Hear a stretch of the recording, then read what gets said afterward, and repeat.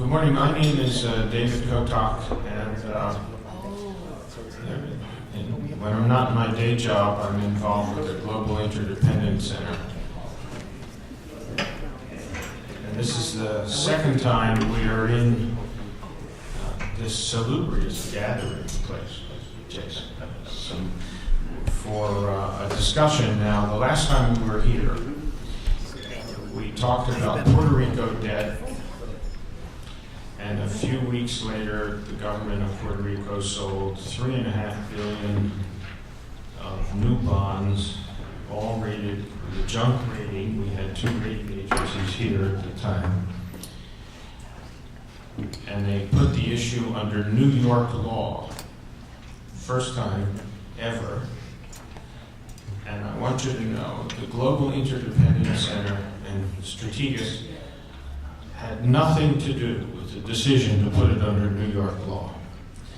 But the governor of Puerto Rico, the day before our conference, then declined not to speak at our conference. We now know why, because he was in the middle of a debt issue. We may come back in a year or two and do a follow-up on Puerto Rico debt, if there is any left, and see what happens. So. Today we're going to talk about something else. We're going to talk about foreign exchange markets and the influences on them, monetary and economic. And we're going to talk about exchange-traded funds and how they deal with foreign exchange markets in the work that we do. This is a lot more in the weeds kind of discussion. Thank you very much for coming and being part of the discussion, and you will see there's a number of media coverage arrangements made for this meeting, and how they will convey what is imparted here will tell the rest of the world. You'll hear it firsthand. So my palindromic partner is Jason Trenner, and he'll open and then he'll introduce the first panel.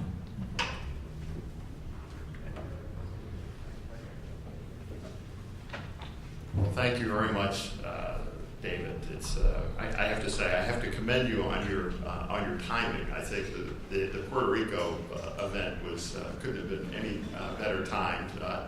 In some ways, I'm hoping this is well timed. In other ways, I'm hoping it's not, because that means perhaps something, some dislocating market force, maybe ruining the beginning of our summer here. But I wanted to welcome all of you this morning.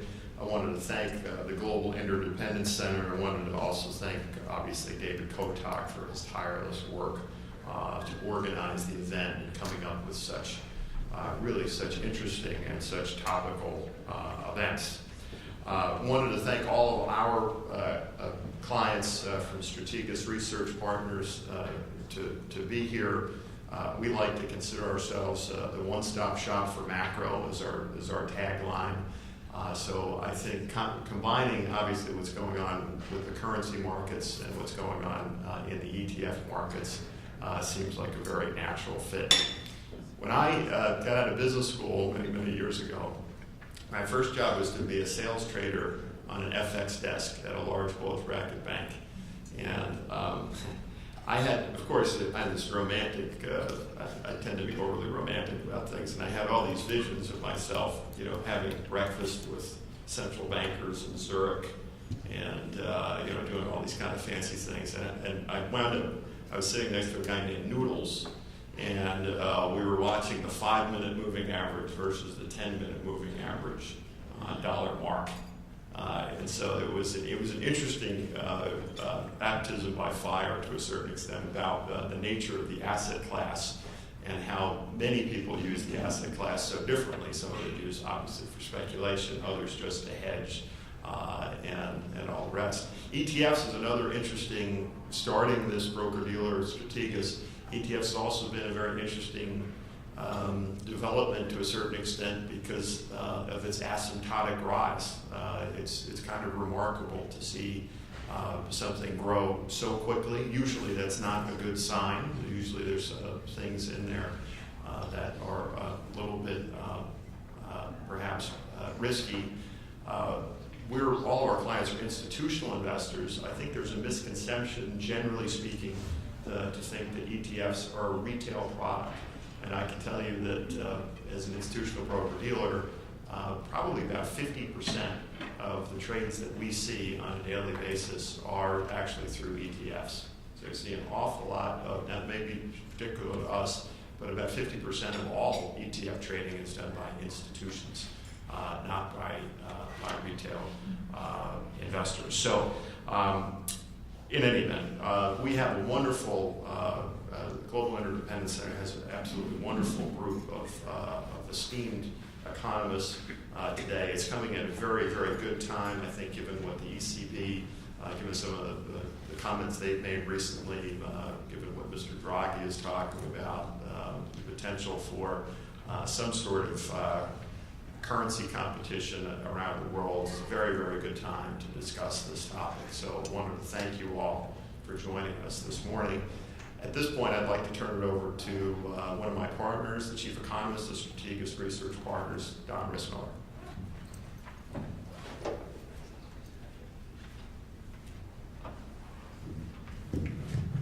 Thank you, Jason. Thank you, David, for setting up this event. I'm Don Rissmiller, Jason's partner at Strategas, and I get to welcome our first panel. We have a distinguished group of speakers here.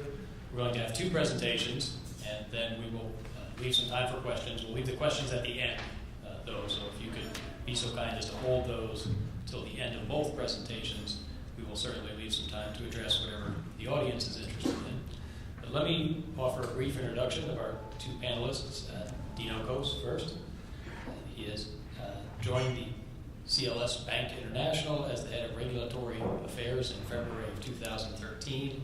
He has more than 25 years of industry and regulatory experience, including over 20 years at the Federal Reserve Bank of New York. He's the manager of the System Open Market Account. He had represented the Federal Reserve at numerous international meetings, and most recently he's co-founded Hamiltonian Associates, a specialized macro advisory research firm. Prior to this, he was a managing director at Woodhall Partners. Also, we have Kathleen Stephenson, the AIG Chief Economist and Senior Managing Director. Her role is to lead AIG's Global Economics, which is responsible for delivering rigorous and actionable macroeconomic analyses to support the strategy and decision-making of AIG. She's been the head of investment strategy and sovereign research for AIG International. She's worked at Aladdin Capital and also at Credit Suisse.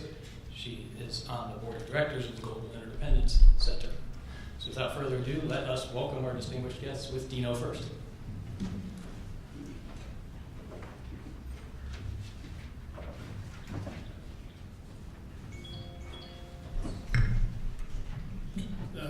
Hi, good morning, everyone, and it's nice to be here. David, thank you very much for the invitation. When I looked at the agenda, the question was, and I quote, volatility in the FX markets, has it increased since global central banks went to ZIRP or near ZIRP? Now that is an easy question to answer. The answer is no, and it's a rather emphatic no. Indeed, as I'm going to discuss and I'll argue, actually volatility is the intended effect of ZIRP and QE is just the opposite. It's to depress volatility, not to increase volatility, and that indeed is what has happened over the last several years since the onset of that policy mix. So let me sort of step back a little bit. I have a few charts I'm going to show you shortly, but first maybe just to step back. And let's think back to where we were in 2007 and what the response was to the dislocations in the marketplace. So let's start with the money market. And that's really where it began. If you think back to 2007, mid-2007, what was the focus that everybody was looking at? People would come in the morning and look at the LIBOR OIS spread. They would look at the repo market. What was the spread between the repo market and the Fed funds rate? What was the spread between the Eurodollar market and other kinds of money markets? That was where the pressures were showing up. Banks not able to get funded. Banks getting funded at high rates. Indeed, part of the LIBOR scandal is that some of those rates obviously were doctored to try and cover up or at least intended not to show the full extent of some of the funding difficulties that some of the banks were having. So, how did the central banks respond? Well, they responded by adding liquidity into the marketplace. Now, what did that liquidity do? Right? So you have dislocations in the funding markets. Boom, you add lots of liquidity through various means. Volatility goes down. Rates obviously went down as well. But even initially, if you think back to 2007 and early 2008, the rate was a positive rate. Rates were still about anywhere from 5 to 3% until mid-2008 when they started to go trending towards zero. So the point was that you had central banks pumping liquidity and getting rid of volatility in the marketplace. So that was sort of the first stage during that time. But then you had another stage where they started to, what were the central banks, and I'm going to use the Fed just because I think it's probably best known to this audience. How did the Fed respond in 2008 was not just by adding liquidity into the money market, but by adding liquidity further out the curve. First, if you recall, it was the mortgage-backed market. Right? And at that point, that was before we talked about quantitative easing. That was when we talked about credit easing, or at least that's what Ben Bernanke called it. And the first wave of QE was really, or what we now call QE, was really purchases of mortgage-backed securities. And that was an attempt to push down the spread between the Treasury rate and the mortgage market. So you have a compression of spreads, but you also had another impact, which was a reduction in volatility, because in effect, what the Fed was doing was they were removing the probability, they were moving one side of the tail. The probability of having an upward lurch in mortgage yields, and for that matter, other long-term yields, was decreased. Right?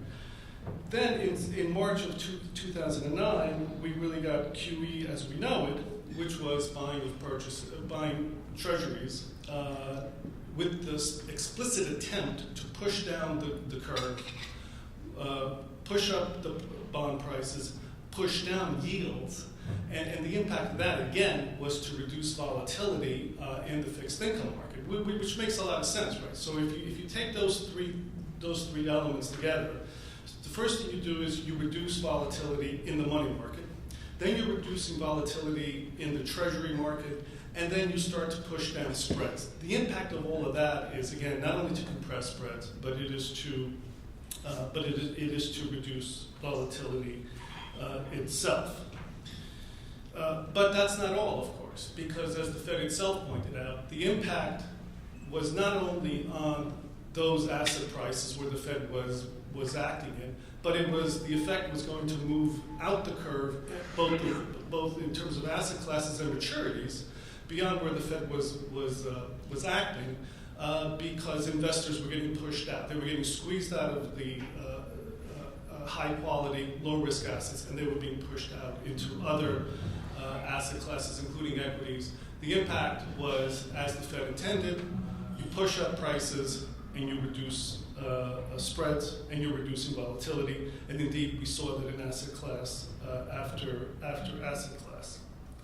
So, what about FX? This is a panel about FX. So far, I haven't even mentioned FX, because a fair question to ask is, well, the FX, the foreign exchange rate, has two components. Let's say if you're talking about the majors, there's a dollar leg, and then there's either a sterling leg or a euro leg, yen leg, etc. And of course, the impact that the Fed has, in theory, is only on the dollar leg. Well, that's true. On the other hand, what's the policy mix that the Fed has followed in the last few years? Well, zero interest rates, quantitative easing, ultra-accommodative monetary policy. What's the policy mix that we've had in other countries? Well, it's not exact, it's not identical, but it's pretty similar. If you think about Bank of England, Bank of Japan, etc., I'll get to Bank of Japan as maybe a special case, but zero interest rates, close to it, lots of liquidity, in some cases like the Swiss being pumped in through the foreign exchange market, and actually the exchange rate pegged. In other cases, done through long-term repos such as the ECB. Point being that on both sides of the exchange rate, you've got zero or close to zero interest rates, lots of liquidity, sluggish economies everywhere. So, even from a fundamental equity standpoint, is it a surprise that we should have low volatility in the foreign exchange market? And indeed, that's what we get. What about emerging markets? Now, one of the things that we see is that, especially in the last few months, is that I've seen headlines in sort of some of the major financial press, and you see these headlines about volatility in emerging markets. So what about emerging markets? There you don't have the same policy mix, you don't have the same QE CERP kind of policies. And obviously we've seen some idiosyncratic events in places like Turkey and Russia and other places for reasons that we all know. Do we see a lot of volatility in emerging market exchange rates? And the answer is actually not as much as you might think. Slightly higher, but not really. And even last year, during the so-called taper tantrum, the upward move in volatility was actually pretty modest. So let me just show you some charts real quick. So this is, and I hope everybody can see this. So this is the red line here is this is the JP Morgan. So both of these things are indices of volatility. The JP Morgan, their implied vols, both for their G10 and their emerging market index. And what you see is that actually the two move together pretty well. There's not a great deal of variation. There are a couple of places where they do diverge, but then they quickly come back. The other thing you'll notice is that actually vols are really low. They're low for both, and so the evidence actually, again, to come back to the initial question, does QE, does it increase vol interest? No, it really doesn't. Again, it's intended to do the opposite. So this is, sorry, this might be hard to see. So this is just the spread. I sort of asked the question of, can we see a differential involved between emerging markets and developed markets? So this is just the spread, that middle line, the middle horizontal line near zero. Again, that's the average spread between emerging market and G10 vol. There's a couple of spikes, especially around the crisis. And right now, we're kind of at one standard deviation in terms of the difference between the two. So yeah, slightly higher right now, but even again for all the talk in recent months, again surrounding Russia, Turkey, etc., not a huge variation, and it's and again there's been a tendency for that to revert back to mean over time. What about other asset classes, and what about elsewhere globally? So let me just get this. So you look at other asset classes. So here's four indices that people tend to look at when they think about vol. So the VIX, top left. Again, I think a lot of you will be familiar with that. Interesting. There is just that this is near near the lows that we saw in mid-decade. We're back there. Top right, the so-called move. So this is a Merrill Lynch volatility index of U.S. Treasuries. Right now, we're basically scraping against all-time lows there. Bottom left, GSCI. So this is a commodity index based on the Goldman Commodity Index, all-time lows. And then finally, again, that JP Morgan one is the one we were looking at. So, all asset classes, vol is low. Again, it's the causes are kind of interesting. We can talk about that later, perhaps. How about elsewhere? So these are, I just picked the FTSE, the Euro stocks, the DAX, the Nikkei. These charts begin to look alike after a while. And again, if you think about what I said before about where other central banks are in their policy mix, perhaps that's not surprising. Now I'm going to skip ahead a little bit. So these are the same charts that I showed before, but now I've plopped in sort of the time frames for QE1, QE2, Operation Twist, QE, and then finally the beginning of the taper. To me, the most interesting chart here actually is the top left, the VIX. Because you look at the spikes and you look at the beginning of the next Fed operation, and the two are actually, at least visually, there seems to be, a bit of a relationship. So you have, the spike involved in spring of 2010. What was that for? Was it Greece? Maybe it was Greece. Maybe it was the talk about an early exit. We don't know. But you had the spike. Bingo, you had QE2 that was announced in Jackson Hole that summer, which the market seems to have anticipated, and we had, vols quickly came down. Then you had the government shutdown and the fight over the debt in mid-2011, spike in vol, bingo, you have Operation Twist, which then is followed up by QE3. So, I point that out only because, if one wanted to sort of see, if one wanted at least visually think about a possible reaction function, it seems like that's what the Fed was responding to.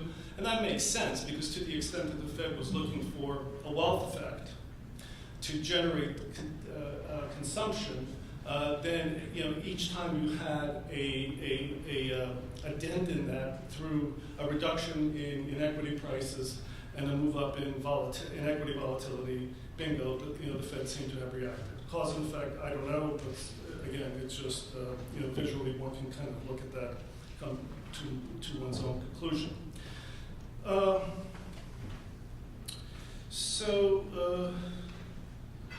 me see. Let me just skip ahead just to save some time.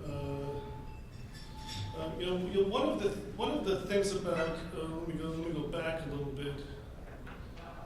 One of the things about having low vol, whether it's in the exchange markets or in any other kind of market, is that you have the fluctuations are pretty narrow, and it's difficult to make money trading directionally. So what do? People will tend to reach for yield in different ways. One of the ways is by levering up positions or selling vol. And this was something that we saw, or at least again there was evidence of that in 2006, 2007, as that final lurch down in vol happened, with the flat yield curve, I should say. So it's a big difference between where we are now. But certainly there was evidence of a search for yield. And one of the things that does worry me a little bit is that same process may repeat itself in this cycle. In any case, right now vol is low. Will it persist? It's hard to know. Speaking for myself, I'm somewhat nervous about it. It was interesting that David asked me to come and speak about FX vol. I thought about the last time that I spoke about FX vol. I was a central banker at the time, and it was in May of 2006, so exactly 8 years ago.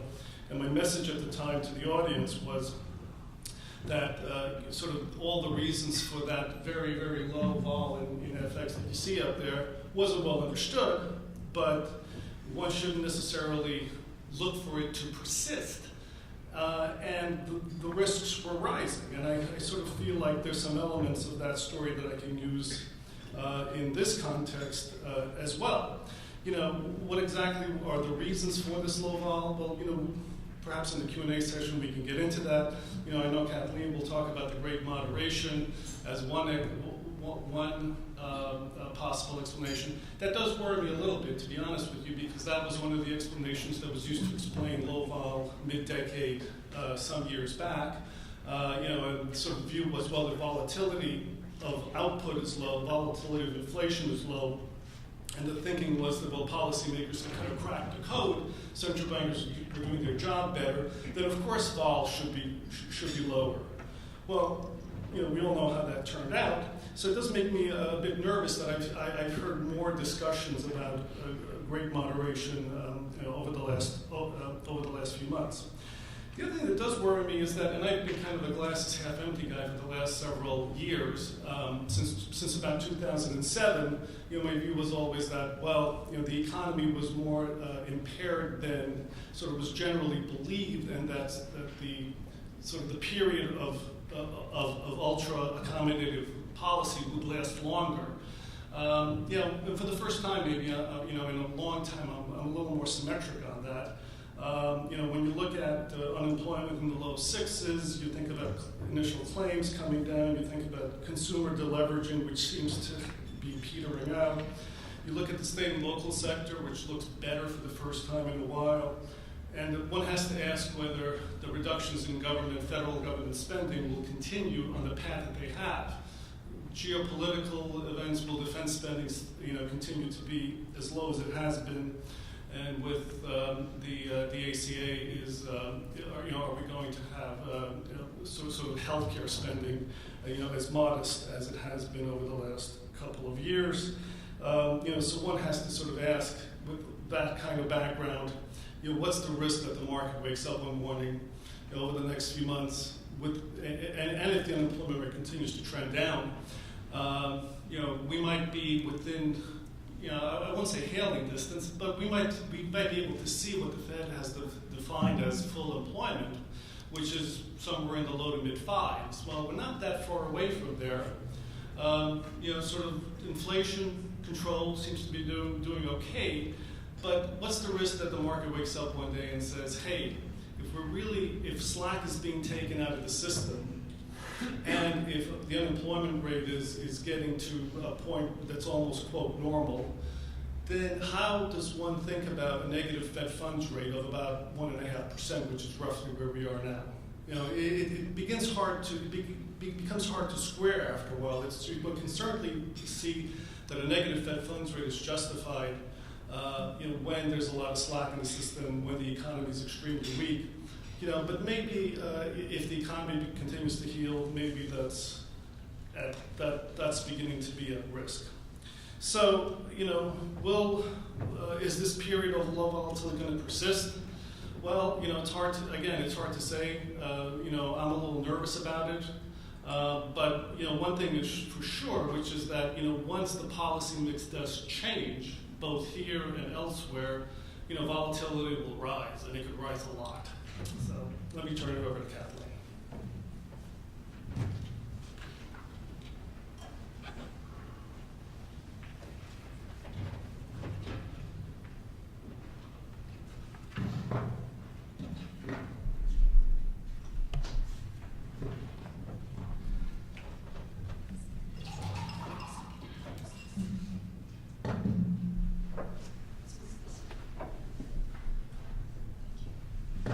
So good morning. I'm very tempted to just say ditto and sit down and open it up to questions, because what Dino has been talking about, you'll see there's a lot of overlap with my remarks as well. I mean, we can't really quibble on the fact that indeed low volatility is here. I might just digress a little bit, but I think that at the end of the day, the interesting part of this session will be in the Q&A, in that I think people will start to ask, well, what do you think about the next stage, whether we are going to see the continuation of volatility being low, or whether it will indeed essentially increase. Just again, some historical perspective. As Dino mentioned, we've seen a collapse in volatility across all the asset classes that are important, whether we're talking fixed income, S&P, and also the heavily traded currencies. If you look a little bit further into history of the past couple of decades, you can make an argument that volatility has been low for a long time, excluding, of course, the crises.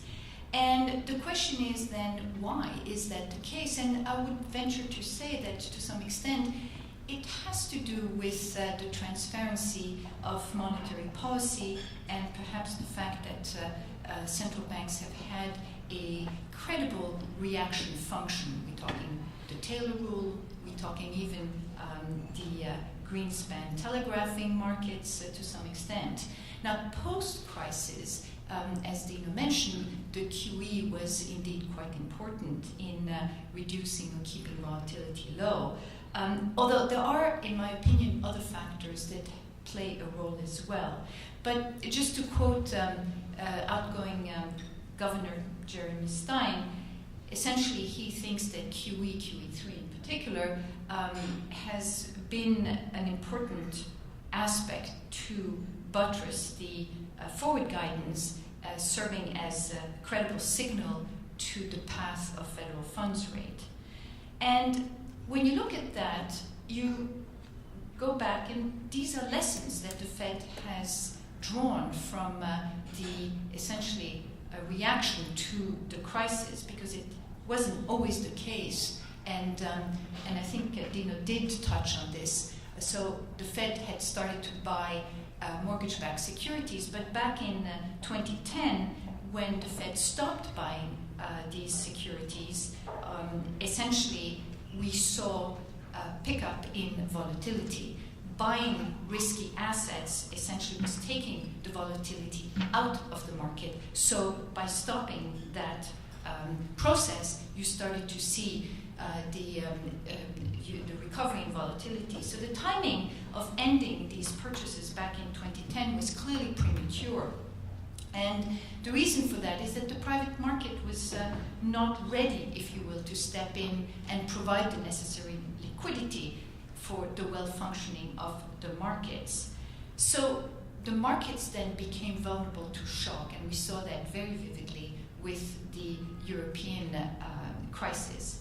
So such market volatility essentially forced the central bank to rethink the exit strategy, and we've seen it, in fact, adopt a whole series of new QE, rounds of QE.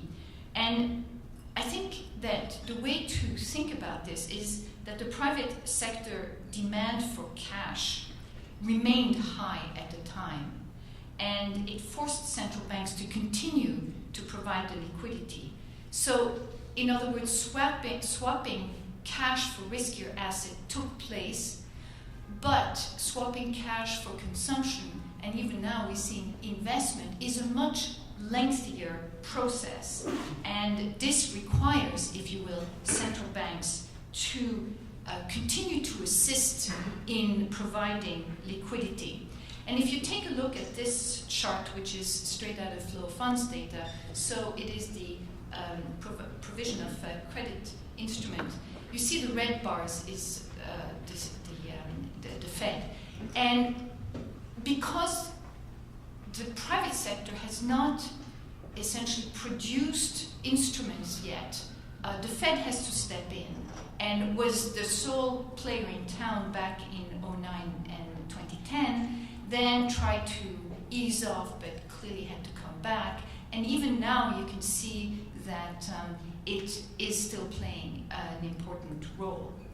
So it seems to me that in addition to monetary policy transparency, and it's playing, as per this chart, a very important role, we have to ask ourselves whether there are other factors that are at play here in keeping volatility low. And one aspect that we might think about is when you look at the excess reserves at the Fed, to what extent is the transmission mechanism is still impaired in terms of the financial accelerator, if you will, and that leading essentially to better financing conditions. And it seems that that is still in the works of mending. So that also is keeping volatility low. And as a result of this quote-unquote impaired transmission mechanism, both growth and the level of activity as well as the growth rate seems to be more moderate than otherwise would have been the case. And that too is a contributor to low volatility. So low volatility, the reach for yield environment, if you will, has been reinforced by the regulatory framework here. And that's another factor, in my opinion, that is keeping volatility low, in the sense that the leveraging up, maybe it's only starting now, but certainly over the past few years, that had not been the case. So that also is contributing to low activity, volatility. So in that framework here, we should continue to see this low volatility quite for some time. So I'm going to just move along because Dino had shown these charts that are quite compelling in terms of low volatility. And take a look at this one. Maybe we should stop here for 2 seconds. What's interesting here is on the right-hand side. So the Japanese and the euro, the volatility there, clearly it shows that the markets are responding to monetary policy, or at least to the central bankers.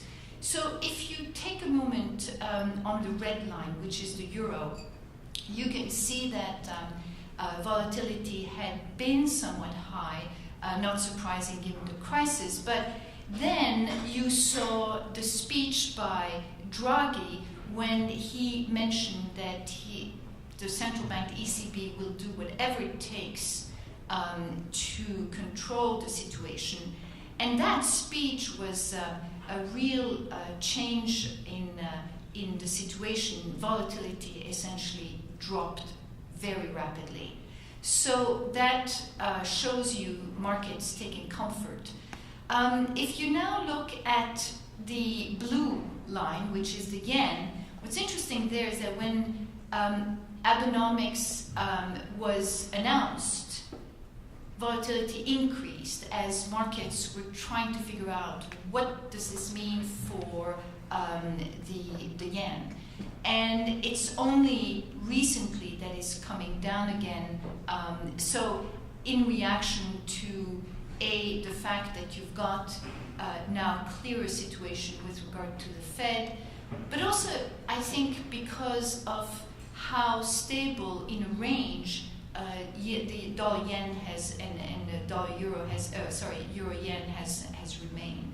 So this, in my opinion, underscores perhaps the fact that monetary policy and the signals of monetary policy is playing quite an important role.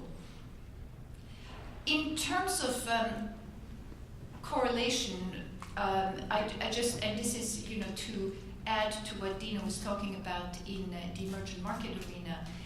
So here you have the cross correlation between the dollar and the emerging markets currencies, the major ones.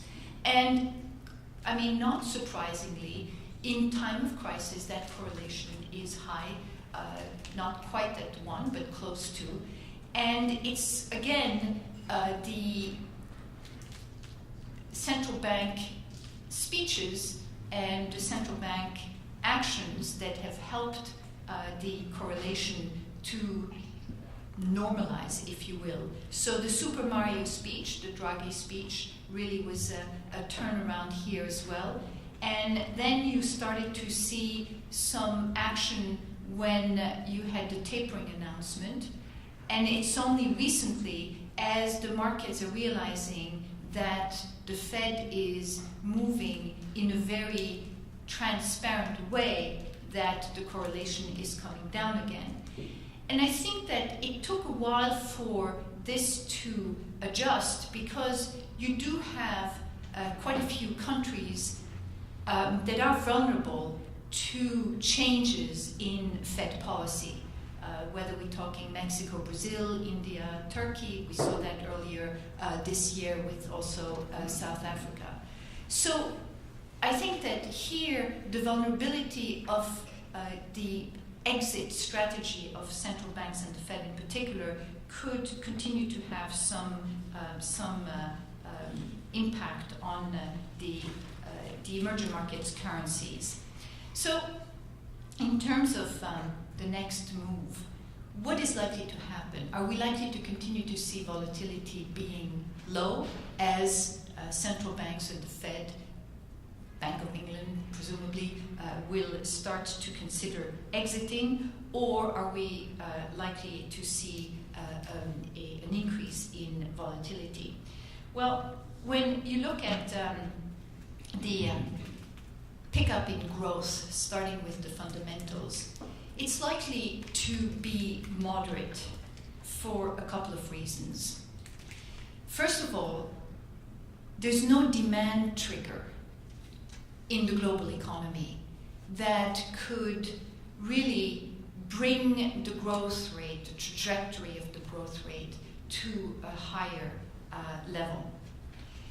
If you look back in the 1990s, you had the Great Moderation / IT revolution that propelled economic growth and the global growth. In the decade of the 2000s, we remember that we had, certainly prior to 2008, we had the very strong demand trigger from China, which propelled both the US advanced economies in general and global growth as well. This time around, we don't have that. We have structural changes in both advanced as well as in emerging markets. In advanced economy, I'm thinking about the euro area, it's a structural change in the sense that we are seeing a different type of construct of regulatory framework as well as institutional framework. In the US, the regulatory framework is having some impact. In the emerging markets, we think immediately China, the structural change there. So when we are in a transition period and the sectors that are typically the growth drivers are no longer the growth drivers, that has an impact on growth. Growth will be slower. Inflation will be lower for a protracted period of time.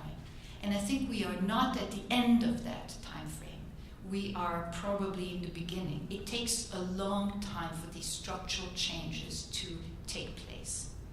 So global growth will be moderate for that reason. And the other aspect is that we have overlaid on this longer-term structural dynamics, we have the cyclical changes. And the cyclical changes will be that, yes, Q1 was abysmally weak due to weather, maybe some other dynamics. And yes, Q2, we see compelling signs of a pickup. Is this enough to convince markets that we are back on trend? Well, evidently not if you look at the 10-year at 250. I don't know what it is to this morning. But, in essence, we might see some ripple effects here in terms of volatility as markets start to price in these cyclical dynamic within that longer-term structural issues. So what this means is that we will have bouts of volatility, but I don't think necessarily that you will have here a fundamental change, if you will, in the volatility, that it will remain relatively low. Now, that being said, there is a technical aspect that could bring about a bit of volatility, and maybe Dino can talk more about that, his regulatory background. But with the new rules that are in place, both the Basel Capital and the Dodd-Frank, these will impact the liquidity across asset classes. So institutions need to raise more capital, reduce risk-weighted assets. That could create some imbalances that would be prone for somewhat higher volatility. But by and large, and I'd like to conclude with this, is that low volatility is due to essentially transparent monetary policy, weakened transmission mechanism, and the structural shift in the global economy. And going forward, we might see some bouts of volatility as there is a shift in the policy regime, as we might see a shift in the growth trajectory, the regulatory environment. But as long as growth, and by that I mean global growth, remains moderate and inflation low because of these structural changes that I talked about, my sense is that volatility will remain low as well. And I think that this should open the session for a Q&A, because I can't imagine that everybody will agree with that. Thank you very much. Thank Thank you, Kathleen. Thank you, Dino. We will open the floor for questions. We have a microphone that is being passed around, so if you could wait for the microphone before asking your questions so that everyone else can hear, we would appreciate it. Any questions from the audience? Sir.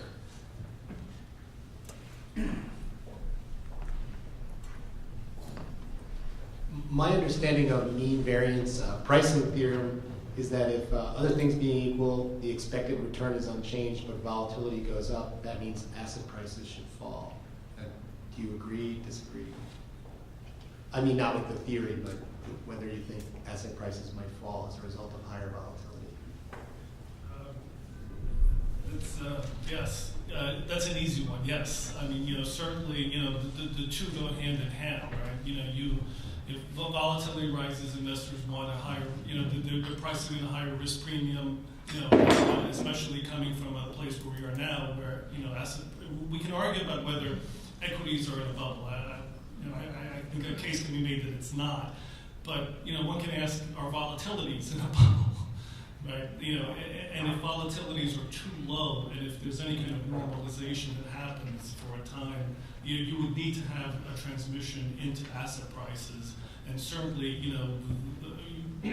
I don't know about the treasury market. To me, the treasury market, it's hard to know whether that's a quote a real price given the degree of central bank involvement. But certainly, the equity market, where you don't have that same level of at least direct involvement, those would probably be more exposed to a shift, a downward shift in prices. Is that your view?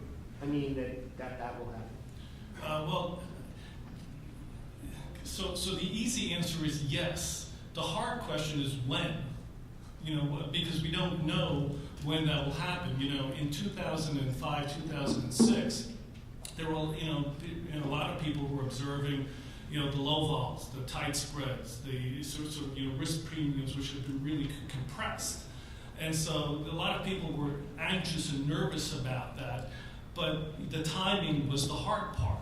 Because I remember going to, I was a central banker at the time. I remember going to meetings in Basel and having 20 central bankers around the table and having this kind of a discussion. But of course, we came back a year later and we were still saying the same thing. So then you begin to doubt, yourself. You begin to doubt the thesis, because the timing just isn't working. So so certainly here, I think it's the same. It's the same kind of situation where, I think the thesis you laid out, I agree with, but, is that a 6-month time horizon? Is it a 12-month time horizon? Is it a 3-year time horizon? That's the hard part. I think that there's a little bit of a difference this time around, and almost stating the obvious.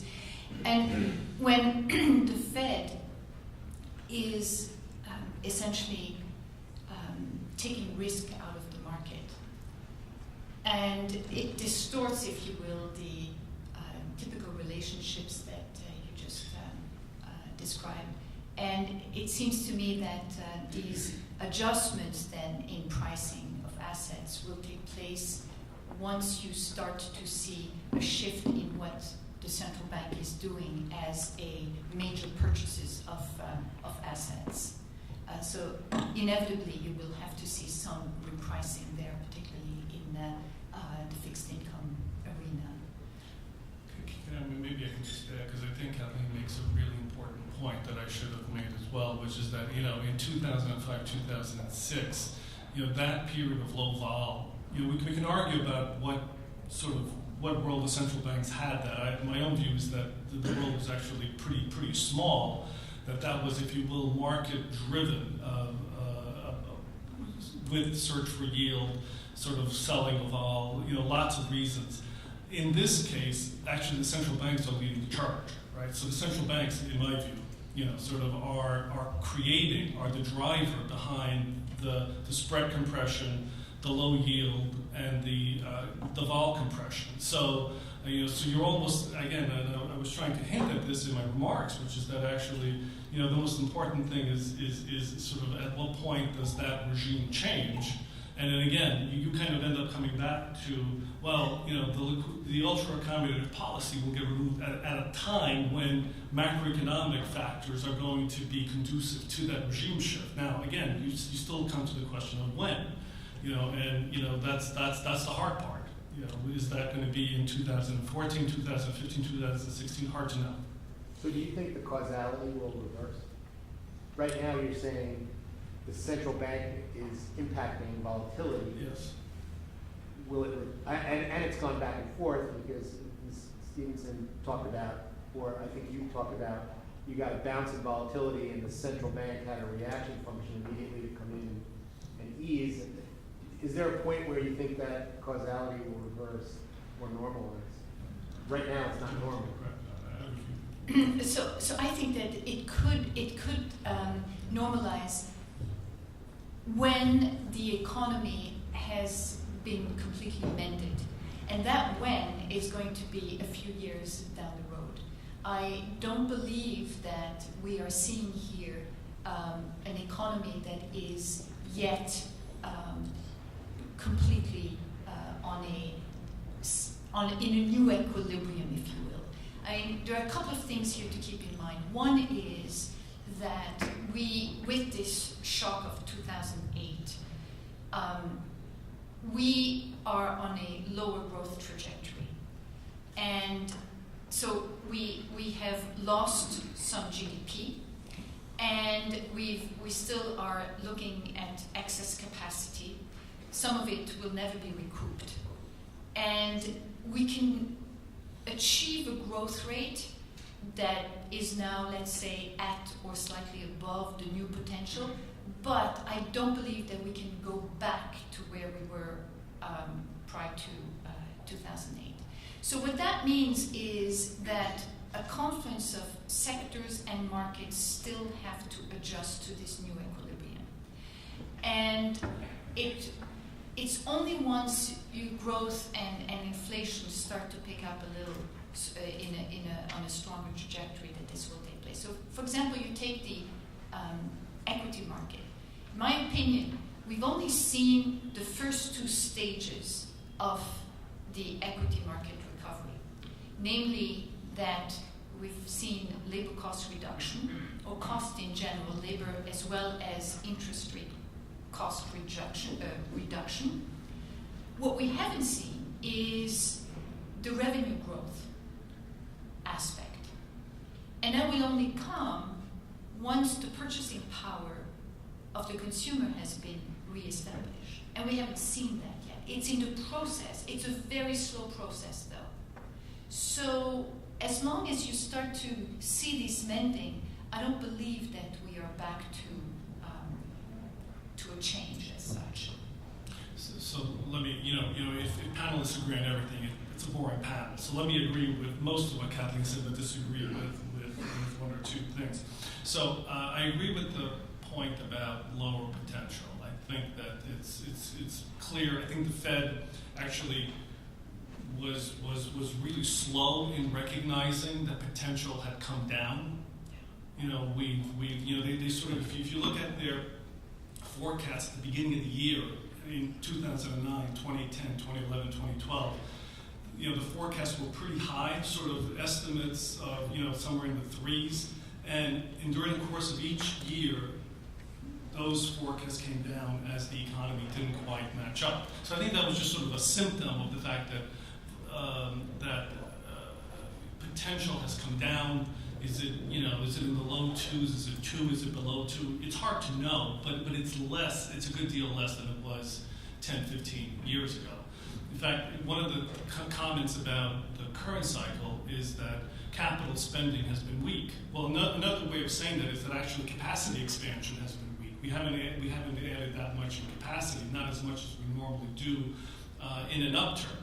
But what that also means is that if let's say, for the sake of argument, potential growth is 2%. That means that 2.5%, which is a really weak economy historically, it means that actually is working away at the slack slowly, but it's doing so. We can have a big argument about labor participation. Probably a lot of people here have looked at that. It's low historically.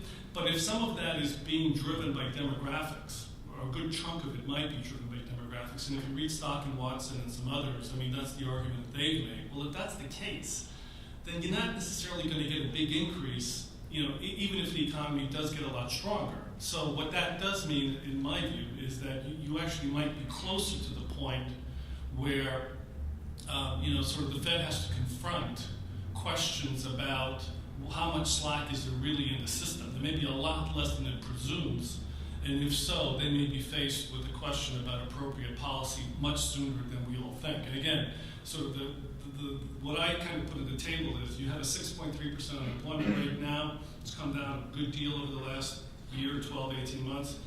Is it that much of a stretch to imagine a world where the unemployment rate is 5.7, 5.8% later on this year? And if so, which is almost at the Fed's estimate of full employment, then you really kind of have to ask yourself a question. Is a negative real Fed funds rate on the order of 1.5%, is that still the right rate? Other questions from the audience? David? Question for Dino and a question for Kathleen. For Dino, a technical question. The reverse repo, RRP, which is now rolling out in size and adding players that otherwise were not directly involved.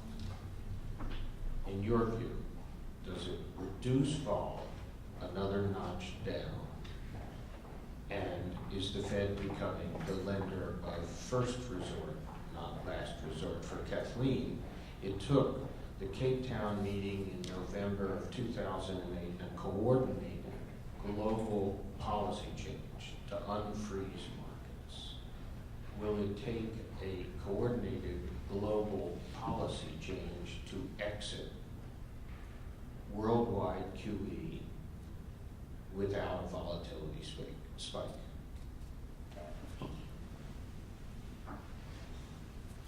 You can go first. Yours is the more interesting question. I don't know. Is the answer. No, because I think it's a very interesting question that you posed. To what extent will it take this coordination or not? I mean, you take a look, for example, what has happened to sterling at the time when the market still is convinced that the BOE is going to be the first central bank to exit. Now there is talk that 250 on the 10-year yield here is because the ECB is about to enter a form of QE in June. So you start to have these strange dynamics in terms of market chatter that I'm not completely following, particularly the ECB thing. So my sense is that each central bank will look at their own domestic factors, knowing that in the global arena, inflation is remaining very low, and that gives central banks some degree of freedom to be more gradual, if you will. Why am I convinced that inflation is going to be low? You continue to see disinflation in China as long as you have the structural shift there, and you continue to see disinflation in Europe, particularly because of the very slow mending, in the sense that the institutional framework there is really the key driver, if you will. The build of that institutional framework. So, with low inflation, central banks will essentially be mired in this kind of extremely gradual dynamic in terms, and will have a hard time exiting, I think, the zero interest rate policy. But whether it's coordinated or not, I don't know. So before I get to your question, to me, just on this point, I mean, I don't know if it's going to be coordinated, but there sure as hell will be a hell of a lot of discussion among the central banks as as some of the majors begin to plan exiting, you kind of saw the reaction of the emerging markets just in the last couple of months. People like Raghu Rajan from the Reserve Bank of India, who sort of was very emphatic about this in public comments that he made in Washington during the last IMF World Bank meetings about the need for the Fed and others to be mindful of the effect that their policies have on other countries. People like that will get a hearing. They will be heard, and they will. I think there will be an attempt to try and respond to those concerns, at least in terms of sharing information, if not actually coordinating. So on your question, the technical question about reverse RPs. So just for some of you who may not have been following some of this, so the Fed has added counterparties beyond the primary dealers. With a plan towards its eventual exit from QE, and they've done some testing of those. Now, one of the problems is nomenclature, right? So language matters, and the Fed uses the terms repo and reverse repo in exactly the opposite way that the people in the market do. So when the market thinks repo, the market thinks, I borrow. When the Fed says repo, the Fed is lending because they're looking at it from the perspective of the counterparty. So reverse repo counterparties is, think of it this way. So the Fed has all these assets. Part of the exit will be to repo out those assets and take in cash, not only from primary dealers, but from others, such as money market funds. So actually, the Fed will potentially be borrowing from money market funds, which the money market funds love that idea because right now they're having trouble finding places to put that cash in, right? Because you've got these assets are close to zero, and if you go outside of treasuries, you have you're taking some amount of credit risk. So the idea of having the Fed as your counterparty is one that they find very, very attractive. Again, it's a proposal that for the most part they should like, and I believe that they do like it. Volatility goes down. Volatility does not. It should be neutral towards volatility. It really shouldn't have much of an impact. I mean, the bigger issue is not the technical aspect of who my counterparty is. I believe the bigger issue is the pace of withdrawal of that liquidity. If the Fed is sort of withdrawing that very, very quickly, volatility goes up. If they withdraw it very slowly and signal it, and if you think back to the 2004 tightening cycle, for example, 2004, 2005, the so-called measured pace language that was used in all of the all the statements, that kind of controlled the volatility. The volatility never spiked because the Fed was signaling its intention so clearly, maybe a little bit too much. So I think it's kind of how well do they signal it, how quickly do they do it. If they signal it, which I think that they will, and if they do it very, very slowly, it shouldn't affect vol. If they do it quickly, then you get a different outcome. And that, again, the pace of that withdrawal will ultimately come back to the questions we were talking about just a little while ago. How much slack, how much inflation, how quickly do they feel like they need to move? But I think that it could, it could bring some volatility if there is a change in the yield curve. So they have to be almost like yield curve neutral. We have time for one more question in the middle here. Hi. I remember when FX markets used to actually be fun. When you could speculate, you could punt, you could go and buy your pesetas for a much higher yield than your Deutschmarks and hope that there would be a narrowing of the spread. And there used to be a time when FX markets caused central banks and governments to act rather than the reverse. Do you think it's possible that all that's happened recently is that vol has been temporarily suppressed and there are underlying fundamental changes which are building up to a potential explosion in FX vol, which will start again to dictate life to central banks and governments? So I think that the fact that you've had a number of currencies that have disappeared, and you have essentially now the dollar and the euro as the large markets has played a role there. The yen being still reserve or a safe haven currency. I think that if today there was an announcement that the yuan can be fully, market trading, there you would have quite a bit of volatility. But barring an announcement of that magnitude, I think that we still will be very much in this environment whereby it is a reflection really of the fundamentals and still the mending from the crisis. And you can start to see central banks aching to diversify currencies, but it's a limited choice. You even see some going into some emerging markets. There again, it's a limited choice. So as long as that framework remains, I think that we are in what you would call a boring environment. I would call maybe an environment where one probably has a little bit better understanding of the dynamics. So in 2 decades ago, I was moved to run the FX desk at the New York Fed, and that was the era that you were describing of ERM turmoil, sort of Mexican crisis, Argentine crisis, etc.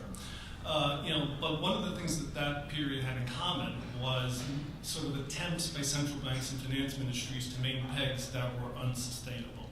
So when you talk about dictating, the markets dictating to the central banks, usually it was they were sending a message. Your peg is wrong. Bank of England, your rating against the Deutsche Mark is wrong. Peseta, Bank of Spain, your rating against the Deutsche Mark is wrong. Mexican peso, your rating against the dollar is wrong.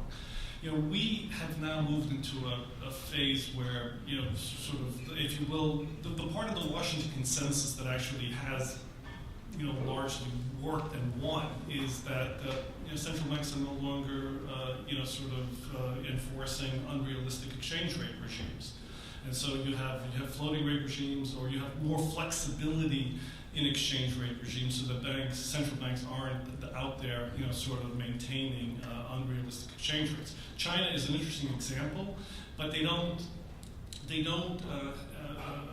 have free capital flows, so they actually manage that exchange rate through capital controls rather than through sort of brute force, which is what was being attempted, sort of in the situations that you're discussing. So central. You probably. I agree with Kathleen ultimately that sort of FX markets are going to be less interesting than they were during that period. Having said that, once fundamentals begin to diverge, and right now again, you have this compression where growth rates are low everywhere, interest rates are low everywhere. So once you begin to get divergence, you will get higher vol, you will get sort of more directional opportunities, but probably not on the same variety that you described. Which just as a last comment, what's interesting is that for different reasons we have a very synchronized global cycle, which essentially underscores your point. Please join me in thanking our panel for 2 wonderful presentations.